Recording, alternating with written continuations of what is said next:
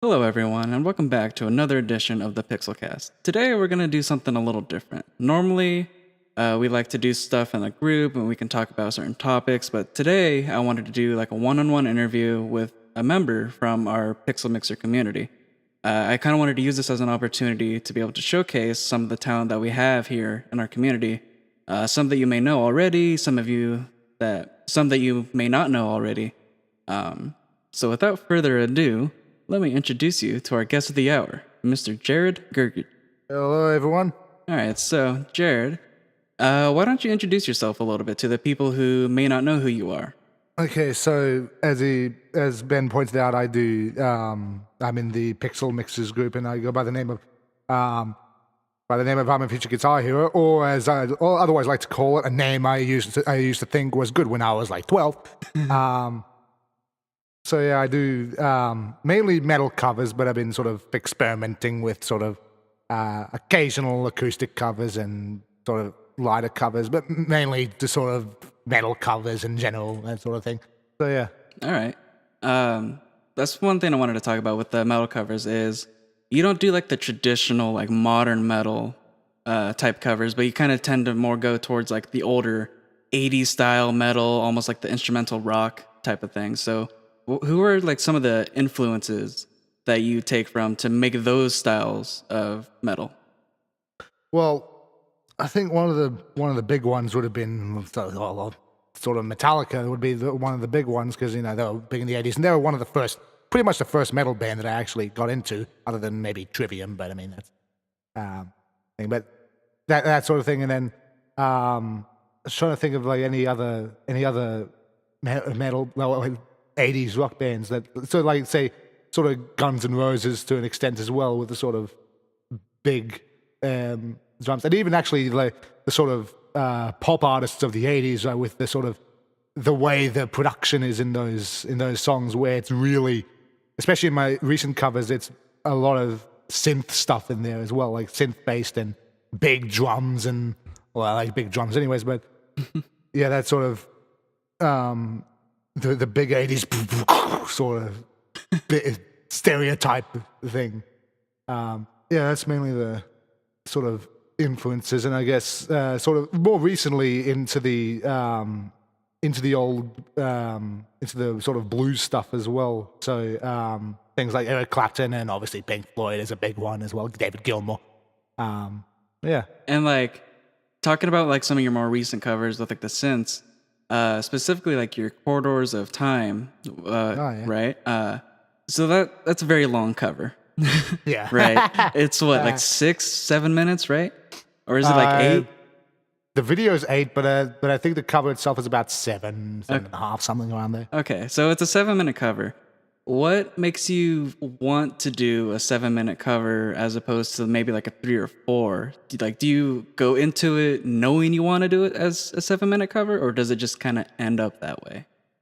Well, in general, I like long songs, so I guess it's sort of, it's the whole, it's that I just basically want to make a long song because, I mean, especially, it's sort of like I don't know, it's sort of a boasting thing as well, but I mean, you look at a lot of the covers out there, like but it's still really good covers, don't get me wrong, but a lot of them, I feel, don't last long enough, especially if they're a really good cover, they just don't last long enough, right?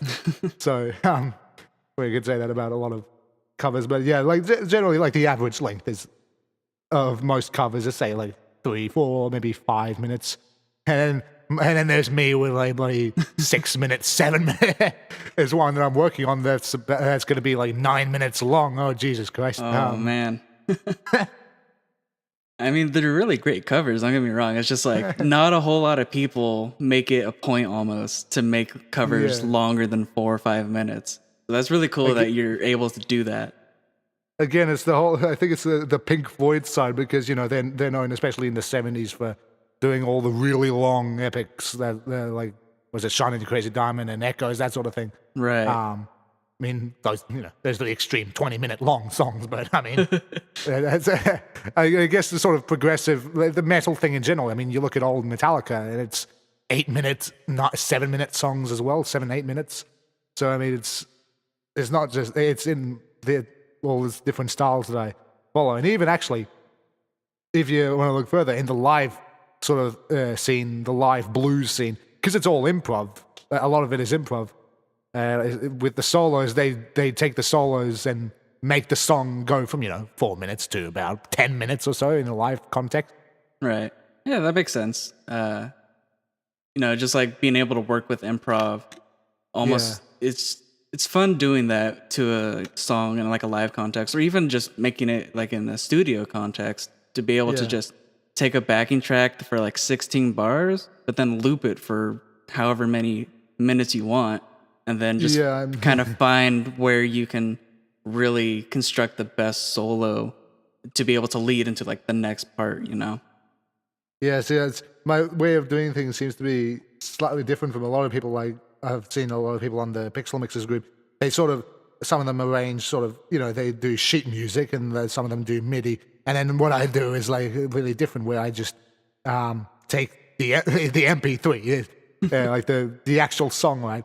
Find the tempo of it, then just loop it, like, and then I'll write notes of like what I want to do in certain loops, right? And generally the song will be about like a minimum of 2 if it's a long loop in general, to maybe about 4 or 5 loops or so.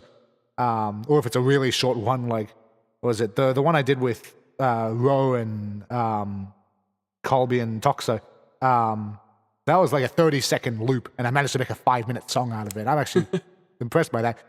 Like 9 loops or something like that. Crazy. Right. Yeah. Yeah.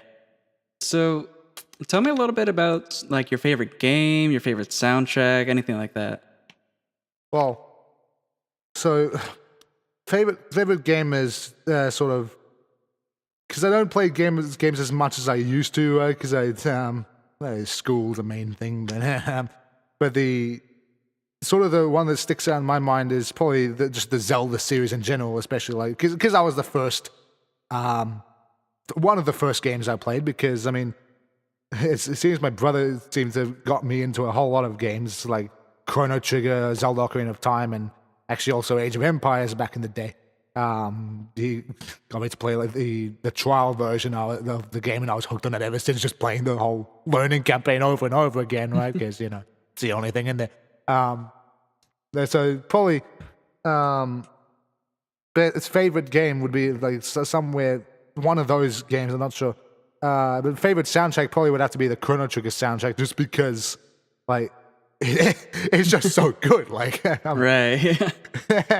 it's just, I mean, it's some of the songs. They're the ones that are done by the person. The guy, was it Nobuo Uematsu? Was it the guy that did the Final Fantasy soundtracks, the original Final Fantasy soundtrack? I mean, that tells you all you need to know, basically. Like, yeah, it's, I definitely agree with that. Chrono Trigger, like I've never played the game, but the soundtrack to it is incredible. And yes, I know. I know I have to play it. You don't have to need to tell me fix that. twice. I know. I'll get on that. So outside of music, what are some things you like to do? Well, one of the things I generally do is art. So there's some artworks I've done for school, because I do music and visual arts in school, right? So I did some of these digital and traditional paintings of David Bowie, who Ben's seen like the sort of pictures on in the past. He'll know the thing. But yeah, there's art, and then more recently, it's like in the past year or so, properly trying to do animation, right? So like in Source Filmmaker, sort of some of them being music videos, not of covers, but just of breaking the rules a bit, using copyrighted music, that sort of thing. But but like it's just Source Filmmaker, sometimes music videos, sometimes just random, I think, of funny skits, sort of reappropriations in 3D. And also recently, because it's one of the subjects in final year of high school, and because I just recently finished it, was they're doing woodworking. So I've made with the help of my father a little bit, made an electric guitar as the major project for the last year of high school for me, and as just a guitar in general, because I just wanted to build a guitar because I mean, you know, I just wanted to bad with words and Yeah, I'm definitely gonna put a link to your video that you did for that, just showing like how you built it. Like it was a really slideshow video, yeah, it was a really cool video, and I encourage everyone to check it out. But speaking of the guitar, how does it compare to like the guitars that you've purchased? Well, the neck is bloody thick. That's like everyone. It's funny because I made it originally. It's based on like a Jackson soloist, right? So the original one it's a relatively thin. It's not Ibanez thin, but it's like in between an Ibanez and a Fender sort of thing. I guess you could say is what a normal Jackson thing. And then when I made the neck profile for it, I'm like, I'm sort of getting into the thicker neck sort of thing. So like the vintage Fender, and I decided to make it a bloody inch thick, because why not? And it's the tone is there. There's amount of sustain in there. And then there's a couple other people at my school that play guitar. Right, one of them, I passed it to him to try, and he put his hand around the neck, and he's like, "Jesus Christ, the neck on this." Yeah, but yeah, also, it's actually a bit lighter than I thought it would be. It's still heavy, like, but it still doesn't beat my Stratocaster in weight. Like the Strat somehow, it must be the ash body. I think it's ash body, and then maybe the fact that it has a super crazy paint job on it. But it's like 4.5 kilos, so what's it, 10 pounds or so in American units. But this one's it's about that way. It's like 4 kilos, so it's not light by any means, but it's lighter than I thought it would be. So that's really quite good. Now, would you ever build a guitar again, or is this a project where you're like, I experienced it and I'm okay with just stopping there? I might do like make some more guitars in the future, but I don't know yet because I have some ideas for some like maybe like just a straight up Stratocaster or something like that. I don't know, but maybe not quite the same sort of involvement as what I did in this because some of the processes in this were a bit more involved, I guess you could say. Just more complicated than what some other guitar shapes require. So yeah, very nice. If you ever do another guitar, I'm definitely excited for the pictures that will come and the slideshow. Like that's always my favorite part about seeing all these like DIY projects. Yeah, just pictures of seeing it evolve. Yeah, yeah. So big question: if you could collaborate or work with any real world artist, YouTube artist, whichever, who would you pick? I'm not. To be honest, I'm not actually. I never actually thought about like that as a question. Probably any artist that doesn't have to be VGM, or does it have to be VGM? It can be either. If you want to do one for each, or just anybody. If it could be anyone, it would be probably a bit garish of me, but like probably like someone like Gilmore or something like that. Because I mean, it's such a big influence on me as a guitar player and that. But in terms of VGM, probably if I could, it would be cool to do one with Richard actually. Yeah, Rashad E.B. Yeah. Yeah, that'd be pretty interesting since he does the more, I don't know what you call it. Progressive metal? Is it progressive? I guess. It's a weird, all this metal subgenres. Don't let me get into that, please. Yeah. Yeah, but it would be interesting to hear Rashad metal collabing with Jared metal since they're they're just two completely different styles. It'd be interesting to hear like your solos over his backing tracks or the other way around, I mean, he's done a cover of Midna's Lament from Twilight Princess, his old Twilight Princess, and he did it with Insane in the Rain doing a sax solo. So I mean, it's not that bad considering. Yeah, that is true. Considering what he's done in the past, like that's polar opposite. At least I'm still doing metal. I mean. Yeah. Well, hey, Rashad, if you're listening out there. All right, I think that does it for today. Thank you very much for joining me, Jared. if we want to find you on YouTube, where can we find you?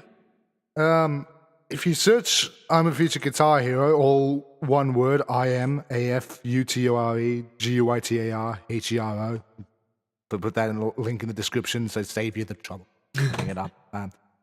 You'll probably see my Source Filmmaker channel before my actual music channel. It's funny because my main channel is actually the music channel, and it comes up second. It's like ever since the bloody animation thing took off, it's like I didn't sign up for this. I know. But yeah, it's usually you'll able to find me. It'll be one with the homemade guitar. If you see like the guitar with the 3 stripes down the middle, you'll see that's my main channel. Absolutely. And then, are you working on anything right now? Or are you kind of keeping things on the down low? Well, I'm working on a few things, and I have a few things in was it backlog is the right word? I don't know, but sort of that 9-minute cover I mentioned that I'm wanting to do. I'm wanting to do that by the end of the year. I'm not going to really spoil what it is yet, but I mean Ben knows, but yeah, Ben knows everything. I guess. do. He's all knowing. So that's one of them, and also one for the hopefully do for the Pixel Mixes September contest, the mini games theme contest. I'm hoping to do one for that, which is sort of like a redo of one of my really old cover, like my third cover. I think it was Hidden Village that I did from Twilight Princess, and I look back on that and it's like, Jesus Christ, I can't hear the rhythm guitar or bass in it. It might as well be And Justice for All, but without the rhythm guitars. It's like I just can't bear listening to it anymore. Like I just want to do like a proper version that's maybe a bit longer. I don't know. Yeah, absolutely. I can't wait to hear all of these projects come. It's been a long time since we've heard some new music from you. Yeah, it's how long has it been? Since like April or so, I think actually. It's or March possibly. Yeah, it's been probably half a year at least. Yeah, it's been about that long. Yeah. Well, all right. Thank you very much, Jared, for joining me. I have been the host, Bolikin. You can find me just YouTube my name. Twitter is @Bolikin, so that's where I am. So thank you very much, everybody, and we will see you next time.